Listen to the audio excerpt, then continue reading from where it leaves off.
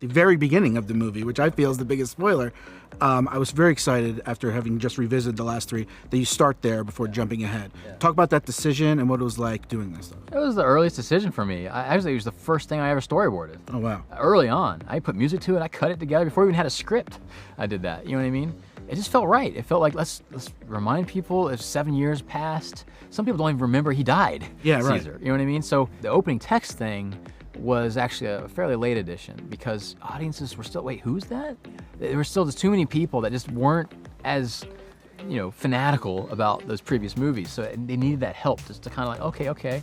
And then, for the real fans that love it, Caesar's face. I think it's a great first cut, you know what I mean?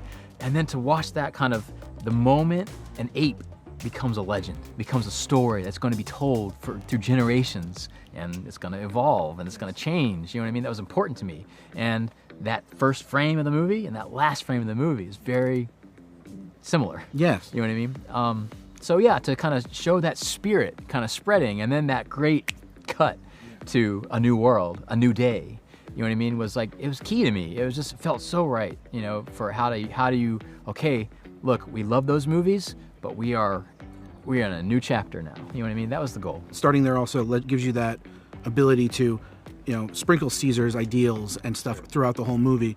Talk about tracking that, especially kind of in the writing process of how much are people going to know. The other Caesar now in this movie knows a lot more. Noah doesn't know anything. Talk about sort of weaving in the Caesarness of it. Yeah, that was kind of the interesting idea because this time jump. It's like in our own human history, we've had plenty of lost knowledge. And we make these great discoveries, and then we lose it, and then someone rediscovers it. I love that idea. There was a dark ages after Caesar died, that many things were lost, or the spoken word carried on. You know what I mean? And how it could kind of split.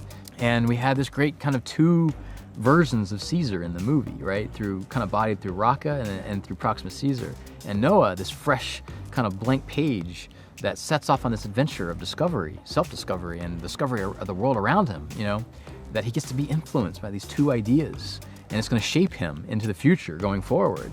Who he's going to become is because of the father figures that come and go from his life in this movie, you know what I mean? Including his interactions with humans themselves, you know what I mean?